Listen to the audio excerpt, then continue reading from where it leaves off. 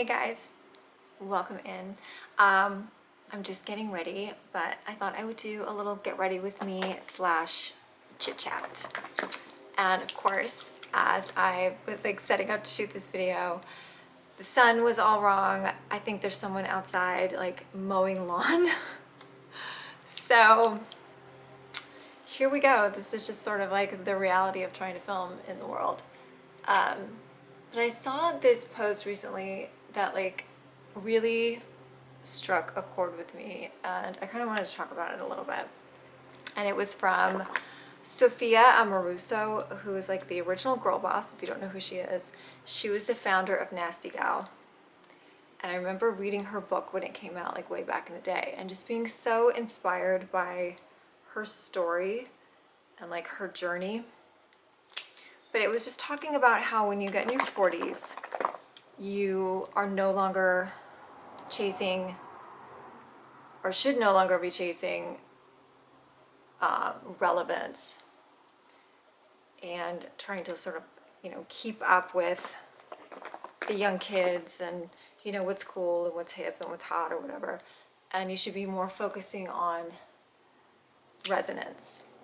And I just think that is such a great point. And I feel like for quite a bit of my life, because of the industry that I worked in, I've always worked in fashion and film and television to some degree. If you don't know my background, I started modeling when I was 13, and I moved to California when I was 19 to become an actor, because I was sort of told by my college professor that I should drop out and just move to LA and like just start pursuing acting. Mind you, I was not the most mature person. I thought that I was, because I feel like at that age we feel like we just know everything, right? But ultimately, I don't know that I had the like personal confidence and the sort of like, the real motivation and drive to actually accomplish much. So I ended up just getting sort of caught in the wheel and worked mainly in production because I was so afraid of really being seen. And then over the years, like my career being in television and working in HSN and modeling and that sort of stuff, like was always about trying to be in this mold of the industry and what I needed to look like and what it needed to be like. And I was such a rebel that like I had a really hard time with that. And, not getting things like stupid tattoos or doing weird things with my hair. And I was always really frustrated that I had to fit this mold, essentially. And so lately, because my job has changed, I'm no longer in front of the camera, really. Most of what I do is behind the scenes. I work at a talent agency. I work as a photographer. The only on-camera stuff that I do is YouTube, essentially. I don't even really post that much on Instagram because I just feel like I can't keep up with what people are doing and what's expected. And it can be really frustrating and a little bit just feeling, again, like irrelevant. Like, what do I have to say at this age? And do I have anything to offer at this age or this stage in the game? And the truth is, yes, of course I do. And I think that a lot of us kind of get to that point where we're like, do I have anything real to say? Or not even that, but if I'm not trending or I'm not doing trendy things, is what I have to say interesting or important, or will people care? And yes, I think so. And that's where the sort of resonance comes in, because it's not about whether you're trendy or you're doing things that are you know, the cool thing to do or what everybody's doing. Like, everybody's doing it. Why do you want to do what everybody's doing? You know, like, we got to make a point to really stand out and have your own voice and not be afraid to share things, because there are people out there that want to see it and want to hear it. And that's what my husband is always telling me that about this channel, because I'm always like on the verge of just like, why do I bother? Why am I doing this? What is anybody even listening? Is anybody out there really getting anything out of this? You know, aside from myself, because I enjoy making videos and I like connecting, but it's kind of like, if I'm not one of those hip, young, trendy girls out there, you know, these lovely 20-somethings that make these like really interesting videos of their travels or, you know, their nights out and things like that. Like, that's not my lifestyle. My lifestyle is very much like, I like to be at home, I like to be with my husband, I like to be with my family, you know, my cats, and I like makeup, and I like, you know, fashion. I like watching fashion and learning about fashion, but it's not my life. So it's really important to understand that you always have something to say, and you should say it. If it means something to you, you should say it. I literally left my eyebrow pencil in my purse. I spent quite a bit of my life trying to fit into something or do things that other people wanted me to do. You know, whether it was family, relationships, that sort of thing. You know, when I was a kid and I graduated high school, I graduated a year early. I was 16. And I wanted to take a year off, and I wanted to go and model. And I had an opportunity to go to Japan and some other things, and my parents were like, absolutely not, you're going to college. So 3 days after I turned 17, I went off to college, and it wasn't something that I wanted to do, and I rebelled against it, as most rebellious teens would. But again, it wasn't something that I wanted to do, and I was in, you know, the major relationships that I've had in my life, I really let them dictate what I did and, you know, who I was, what I was interested in. I let them dictate whether or not I was, you know, going to live in a certain area or go to school or pursue something that interested me, instead of just kind of, you know, standing up for myself and being like, no, this is what I want to do. This is, I'm going to follow this passion. I'm going to follow my heart. I really would like to pursue this. And instead it was, oh, I thought you were going to do this, or why would you want to do that? Or, you know, that kind of thing. And I think that's really sad to spend your life that way, because now I'm finding myself at 45 and I'm like, okay, finally, I can finally look into this. I can finally see if this is something that I really want to do, or somewhere I really want to live, or, you know, have these adventures that I had wanted to have throughout my life. And I think, you know, a lot of that is, you know, my circumstances have changed. My son has grown. You know, I'm in a very different relationship than I was when I was younger. Like, my first marriage was not supportive. My husband now is very supportive, so he's very much like, let's have an adventure. Like, you want to live this dream, let's go live this dream. And it's such a gift and something that I don't take for granted. And I think a lot of people don't have that in their life, and it can make things really difficult when you have something that you really love and you really want to pursue and the people around you are not supportive. But I think that over time, if you focus hard enough and you put enough into that goal, those people in your life that are not supportive will ultimately just kind of fall away. and allow you to have the space. And it's okay if they do. I mean, a lot of times it's really painful when you lose relationships, or, you know, you lose friendships, or, you know, divorce, and, you know, all the things throughout life. But you have to always look at it as a gift, that they just weren't part of that next part of your journey. And that's something that I've really had to look at with a lot of people in my life. Like, I have a very, very small circle because I just don't carry a lot of people with me in my life. The ones that I do have been with me a long, long time, and just sort of understand, like, that I'm a little nuts and a little all over the place, and are supportive of that. So when I tell them, oh, I'm going to go do this, they're like, of course you are.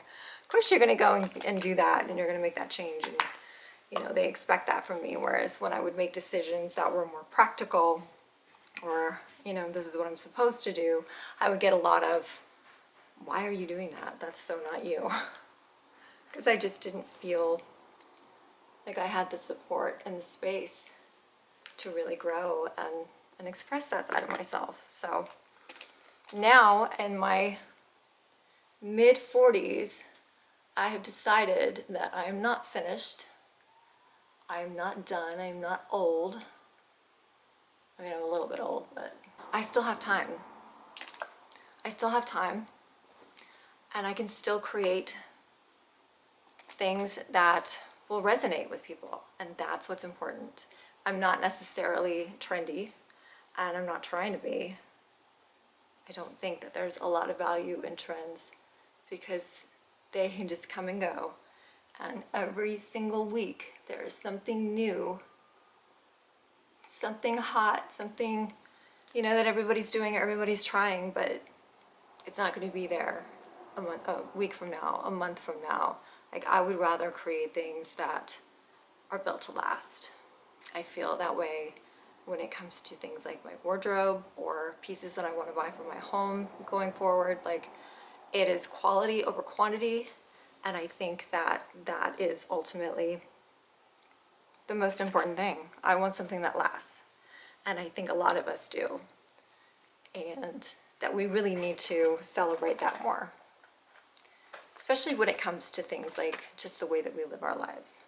Especially if you feel like you're always doing things for other people, you're always sort of putting everyone else first and kind of putting your goals and your dreams on the back burner. You're not serving anybody.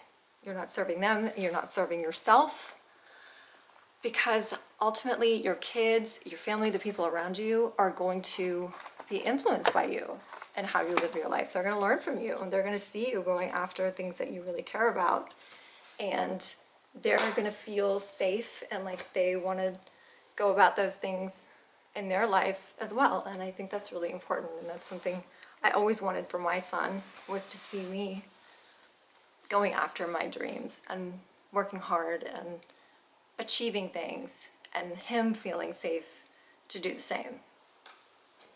And this eyeliner is like in the dark. I don't know how I just did that eyeliner in the dark. I'm probably going to go outside and it's going to be a complete disaster, but that's okay. So I'm curious as to, like, is it just me that feels like I am ready to have a little bit more freedom in my life, in the sense of I don't want to feel like I have to live for anybody else. I feel like this is my time when I actually get to live out my dreams finally, and not apologize for wanting the things that I want in my life, or wanting to live the way that I want in my life. My husband and I are making some big moves, and I feel like a lot of it is because of me and my sort of like, I've always wanted to do this, and he was like, let's do it, let's go. And you know, I often question, like, is this really the best thing for him? Am I making the right decision for us? Am I being selfish? But at the same time, I also know that he is incredibly supportive, and that regardless of what happens, that we're there for each other. And I know that he's up for an adventure and ready, and never done anything like this, so he's kind of looking at it like, why not? Like, you want to do this, I'm totally down, like, let's go and do this. And it's a little scary and unnerving, but we're both, again, at that age where it's like, why not? You know, we're not like settle down and just, you know, in the monotony of life kind of people. And we have both done it, and done it for a really long time, and we're ready to not do that. And I think, again, when you have someone really supportive in your life, it definitely helps and makes things much easier.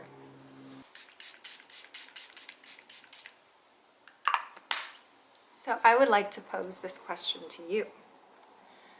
Are you, or have you felt like you have been trying to live up to other people's expectations of you, or sort of planned your life, or even the small things like how you look or how you dress, or music you listen to, or books you read, or places you go? Have you made those decisions based on anyone other than yourself? Or are these things that you feel like you've always had complete control over? Or do you feel like you've just had to make concessions, or find interest in things that aren't necessarily what you'd be interested in? Because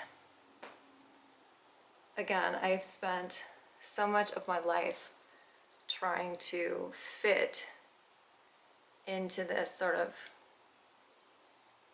package so I can be on television, so I can look a certain way on TV, or I can get an audition or a modeling job or whatever.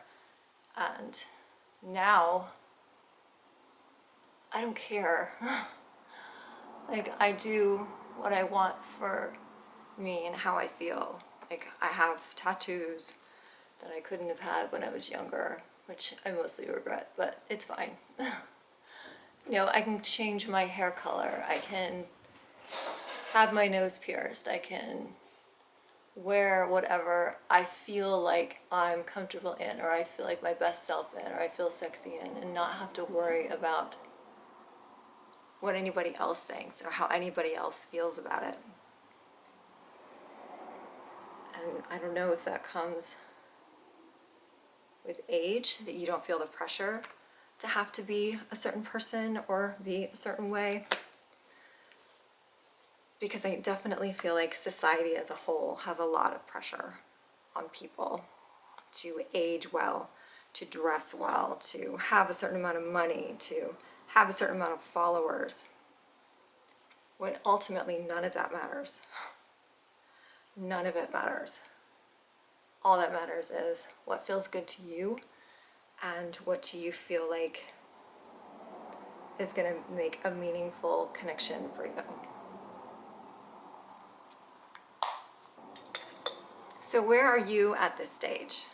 Where do you fit in all of this? Because I'm definitely just starting to feel this way, and it's tricky. It can be a little difficult because I still feel pressure to do certain things or look a certain way at certain times, and I'm trying really hard to sort of get past that. But it's like a process. It's not something that happens overnight. It's like, I'm going to make this decision, and other people are going to have opinions about it, and I'm going to have to hear about it. Am I okay with hearing about it? Am I going to be able to stand strong in my beliefs and what I want to do without the noise of everybody else? And yeah, it's a long road, but I think ultimately it's it's worth it. I think ultimately it's worth it to be able to live authentically in who you are and what you love and have that dream life that you want or whatever it is. It doesn't even have to be anything that drastic. Maybe it's like, I've always wanted to take a painting class or drawing class, but you were always kind of afraid of what people were going to think of it. How freeing is it to actually just do it and not care what anybody else has to say about it? Like, you've got to fill your cup. So I know this was a very rambly video, and I very much appreciate you sitting here and hanging out with me while I do my makeup and just talk about these things, because I think they're important. I think it's important to take stock in your life and think about where you've been and all the things that got you to where you are and where you want to go. And it's very personal for everybody. And I'm saying, like, without the noise, without anybody else in your ear telling you what you should or shouldn't be doing, because none of that matters. What matters is who you are at your core. Are you that person? Are you living out that person? Or do you feel like you're hiding? Or do you feel like you're kind of pushing that down? I just want us all to feel like we have the opportunity to be who we are, and that it's important, and that it's okay. And if you need anyone to talk to about it, if you need anyone to just sort of say, yes, I will give you permission to be authentic and live your life, because I feel like sometimes we need to hear that when a lot of people can tell you otherwise. So thanks for hanging out with me, and leave me a comment. Subscribe, that would be amazing. I love having new people here and getting to hang out with you. I'm always interested in what other kinds of videos you would like to see from me, because I really do enjoy making content on YouTube and hanging out with you guys, but sometimes I need some ideas. So thank you so much, and I will see you in my next video. Bye guys.